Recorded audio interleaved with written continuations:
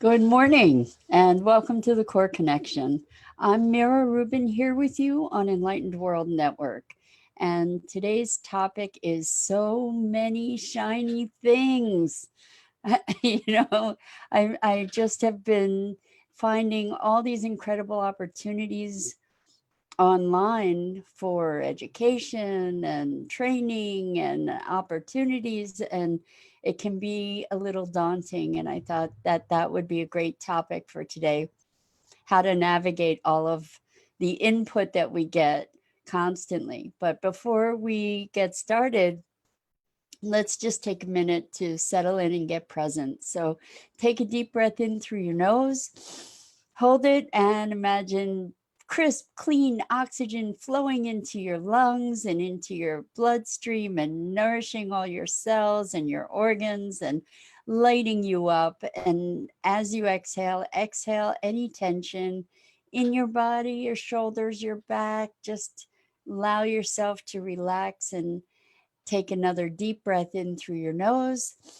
Hold it, and this time imagine sparkling white light just coursing through every molecule of your body, invigorating, enlightening, and expanding out into the world, connecting you and all your molecules with the vast universe around us. And as you exhale, exhale any remaining tension, and now let's just gently press our palms together and really, really softly and slowly rub your fingers against your palms and just feel that delicious tickling and tingling, and allow yourselves to become present right here, right now. Welcome, everybody. I'm really glad to be here with you this morning. And we're talking about so many shiny things.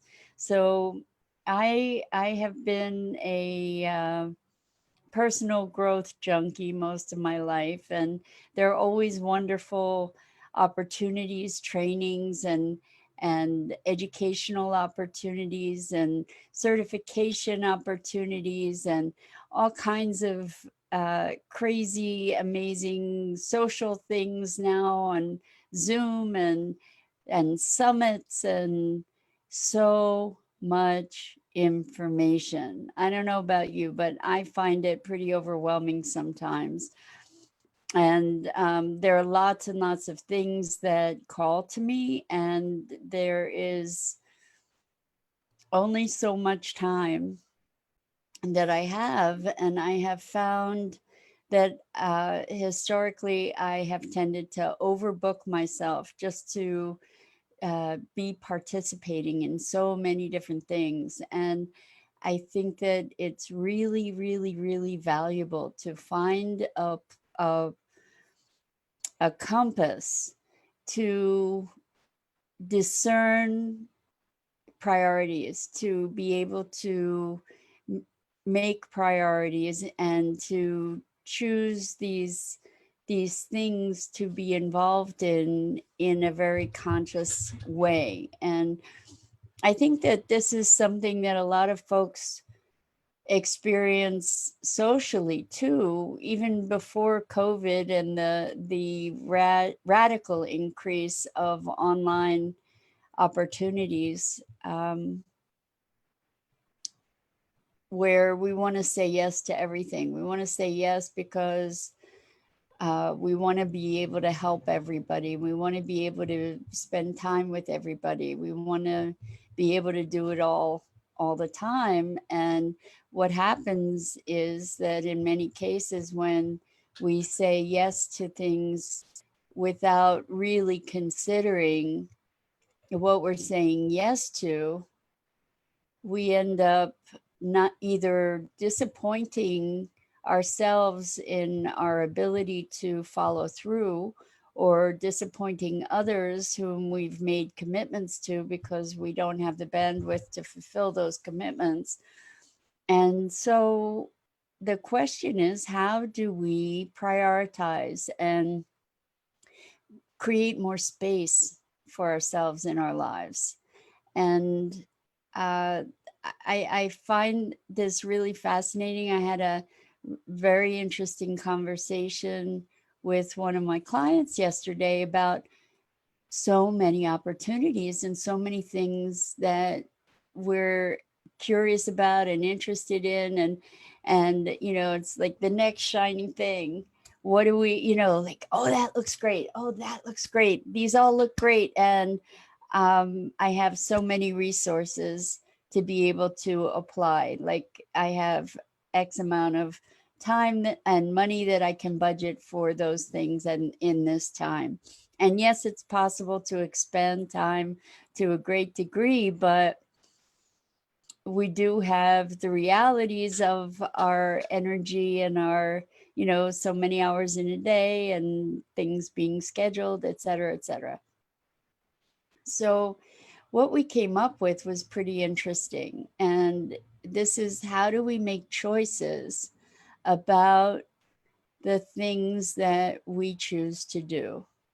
Um, First of all, we can do everything. We just can't do it all at once, right? And maybe not everything, but we surely can do a lot, just not all at once. And so the metric that we kind of came up with together is checking in with your heart, checking in with what's going on inside, because it's so easy to rationalize and justify a choice and to say, this is really good on paper, this would assist me this way, that way, and the other way, and what if I, how do I decide? And I think that when we know, we know. And I want your feedback.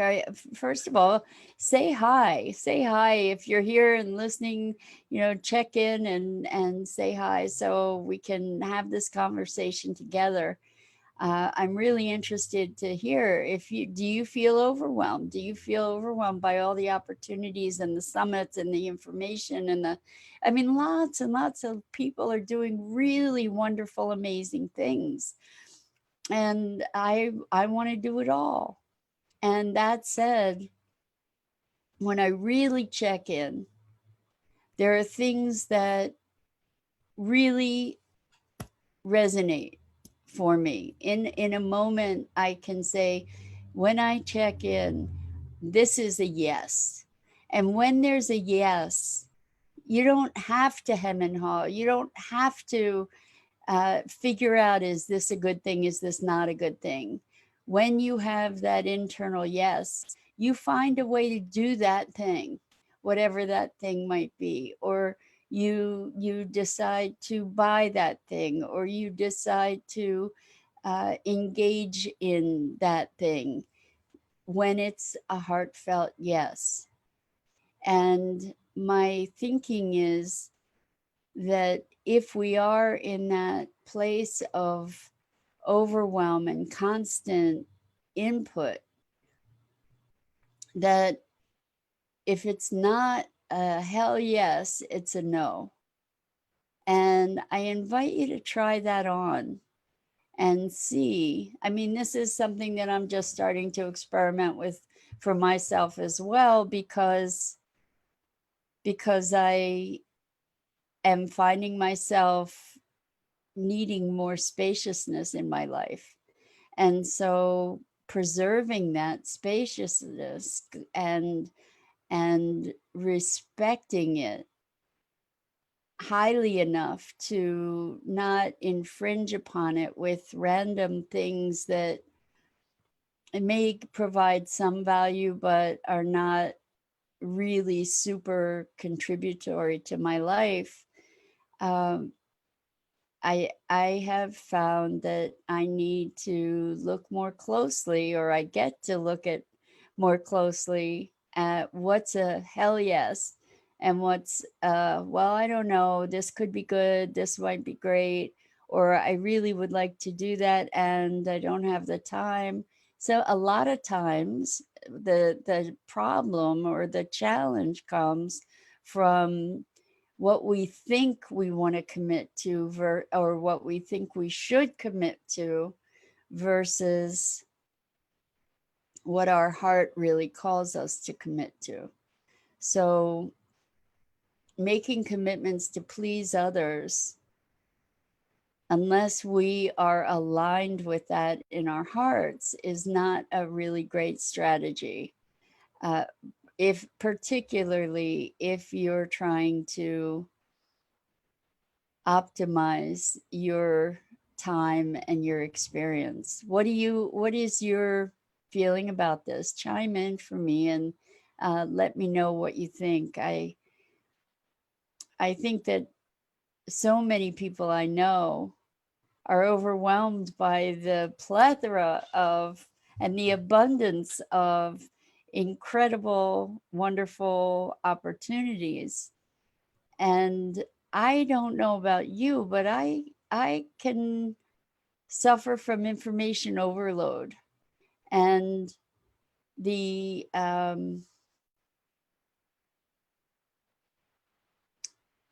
the resilience and the energy that it takes to be absorbing new information all the time. And there I've spoken about this dynamic and this notion that is a common societal notion that more is better. And I think that more can be too much. And there is a point at which more becomes too much. And it's interesting because I know that the fine art of decluttering, the book, has become very, very popular, where people are decluttering their environments to come more into simplicity and creating this spaciousness. And I think that this is something that we get to do for our hearts and our minds as well, is to declutter our schedules from things that don't bring us joy. And that's not to say there aren't things that we have obligations and commitments to fulfill. And I'm not advocating dumping that and just saying, well, I don't want to do that, so I'm not doing it. But there are points in our schedules and our lives where we do get to say, I don't want to do that, so I'm not doing it. And the more we can fill our lives with space and the things that we are called to from our hearts, the more reward we'll feel in life, the more fulfillment we'll feel in life, the more joy we'll feel in life, and the more engaged we'll be able to be and present for the things that we are committed to.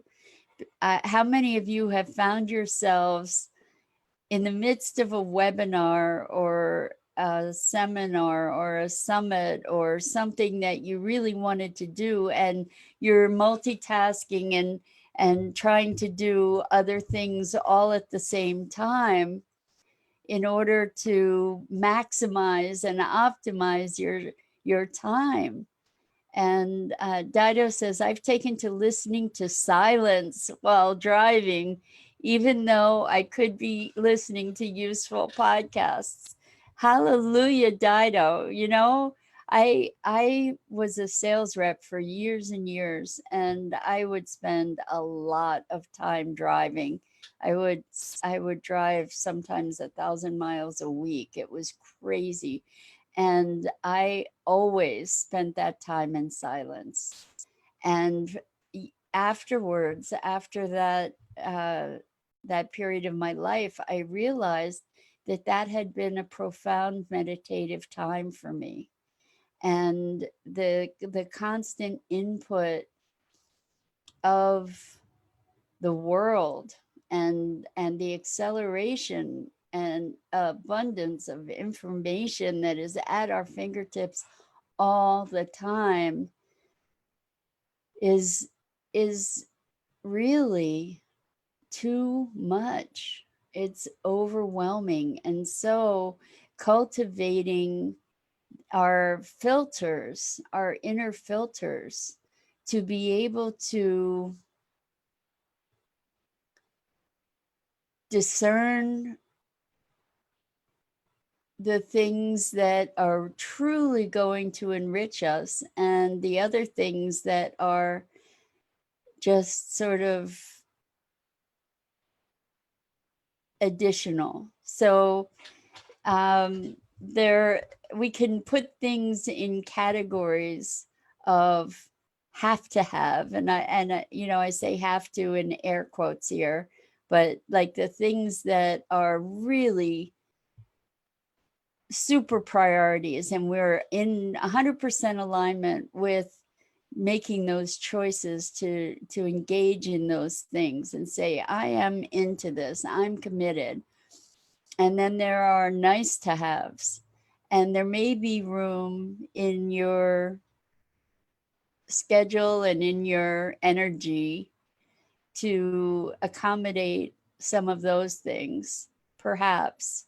And then there's someday, maybe. And by sorting these opportunities, I mean, maybe even literally, physically writing them down, putting them in their segments, can be a really freeing thing to get it out of your head and into a format that you can look at, whether it's on paper or if it's on a computer or on a spreadsheet or something, whatever resonates best for you. But to download, offload some of the constant input, which reminds me of um, I think it's called 33 folders. I might have the number wrong, but it's a system of organizing all your thoughts, and it's with folders for each month and folders for each week, and then a daily folder kind of thing, and there are chunks or piles that you can put things into, like urgent, something that's going to forward the business, but it's not urgent. It's important, but not urgent. And these different categories for sorting through information and and schedules. And I think that if we don't care for ourselves in the process of choosing the things that we are committed to doing and constraining those things, that we get to a point where we're just burnt out, and we get to choose what our true priorities are. And it may mean leaving some very cool things on the table, or it may mean leaving some tasks undone. It may mean, uh, it will mean leaving things on the table and leaving tasks undone. And that's okay, because there's too much, and more is not necessarily better. More can be too much. And constant improvement is, sometimes something is really good just the way it is. And I think this goes into, again, the notion of sufficiency. When is enough enough? When and this conversation actually arose with a client, as I said, but in the context of certifications and trainings and credentials. And I think this is a really interesting conversation, because for years I was collecting all kinds of experience in modalities, learning training, certifications, and eventually what I realized is that a big motivator behind my collection of all these certifications was to validate myself because I didn't feel competent enough or confident enough. I didn't feel worthy enough. So I had to get more and more and more and more training in all kinds of things until finally, eventually, I did the work on me enough to be enough, to be qualified, to be worthy, to be able to contribute, to feel sufficient in myself and my skill set, which is extensive because I've been trained out the wazoo and I've had a lot of years of practice as well, as I guarantee you many of you have. And I wonder, are you still collecting certifications and not yet putting your skills and your services out into the world?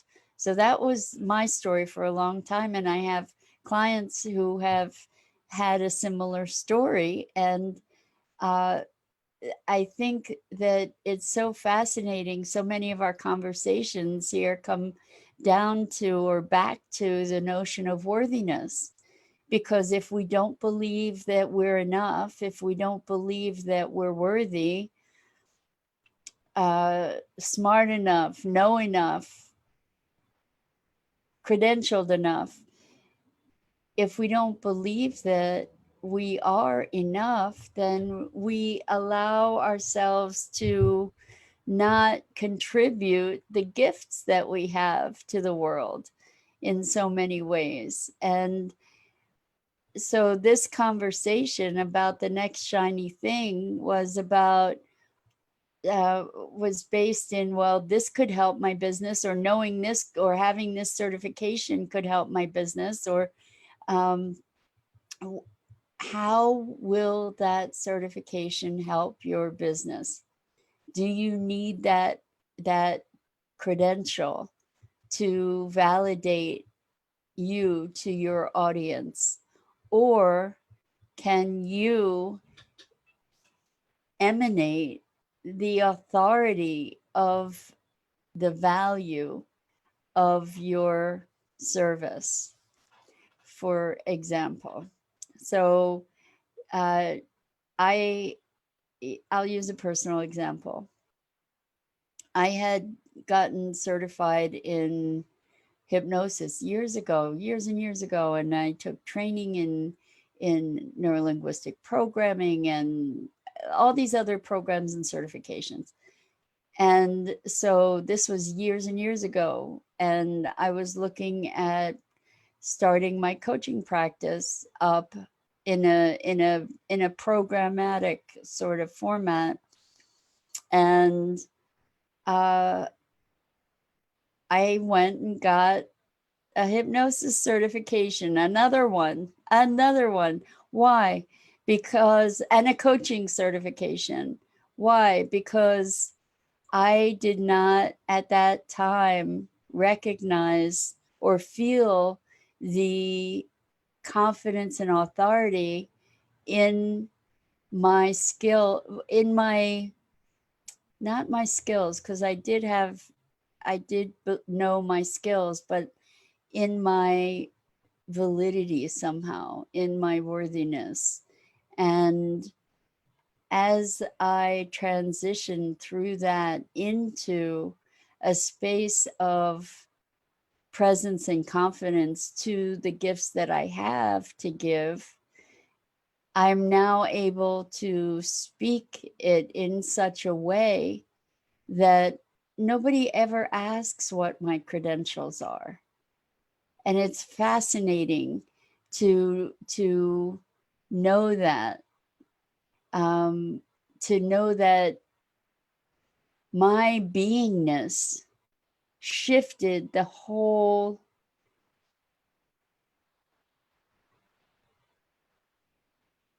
dynamic of interaction from the people that I interface with. The people do ask for a website, where can I learn more about it periodically, but there's a whole different level of confidence in communication that shifts the dynamic. So I'm not saying you don't need training. I'm not saying you don't need some, training and certification, or to build certain skills. And certainly in a number of arenas, those certifications are crucial, and are a crucial credential. I'm not belittling that, but I was a collector of credentials, and I know a lot of healer people who are collectors of credentials and really skilled, amazingly brilliant practitioners. However, without that inner confidence and assurance of your own worth and capacity for contribution, we tend to sort of keep our gifts to ourselves and not share them in the way that we could. So this conversation about the next shiny thing is to say, well, what is driving your collecting, if you are, of all these different things, or your drive to take this course and take that course and get the certification, and what is driving that? Is it from a heartfelt yes, or are you being driven from a sense of insecurity, or are you or insufficiency? Or the bottom line is just check in with your heart, check in with your motivations, and make the distinction between what is a hell yes and what is a nice to know, nice to have, and what is a someday maybe. And hopefully that can offload, if you're being really honest with yourself, that can offload a whole lot of the potential diversions. And this works with tasks too, like all the things that we think we have to do. It works the same way. There are priorities that we can set, and we can say, you know what? I have that on my schedule and I'm really not committed to it. And free yourself from it. So, shiny things take our attention, but we do get to choose to bring ourselves back to the things that deeply matter, that truly matter. And one of those things that matters, at least to me, is having some space and some time to be. And I've actually adjusted my schedule in such a way that I can create that for myself. And I am seeing myself wrestle with the inclination to fill my schedule up again, and to fill it with things that aren't the things that light my heart up. So Dido says, I like the heartfelt yes. I do that when shopping for clothes. If it's not a big immediate yes, then it's a no. That's the strategy. Exactly. If it's not a heartfelt yes, it's a no. You could put it on, in the someday maybe pile if you want to. But if it's not a heartfelt yes, that means it's a no. You don't have to hem and haw and worry and concern and stress about it, because your heart has already said, I don't really care about that so much. And so then you can say next, which is a wonderful thing. So I encourage you to listen to your heart and create more spaciousness. And I'm wondering how life will be different as we listen to our hell yes and we allow for our our not so much to really be something that we respect instead of trying to convince ourselves that we should be doing things um, other than what we're called to. So that is it for today, these musings. I hope you enjoy engaging in these with me, and I hope it brings value. My name's Mira Rubin, and I'm here on the Core Connection every weekday morning at 9 a.m. Eastern. We go live on the Facebook page of Enlightened World Network every weekday, and I invite you to check out the wonderful programming on Enlightened World Network and the community there that is so heartfelt and spiritual and loving. So with that, have a wonderful day. I have so much love and compassion for you, and I really enjoy you spending this time with me. I enjoy spending it with you. And until next time.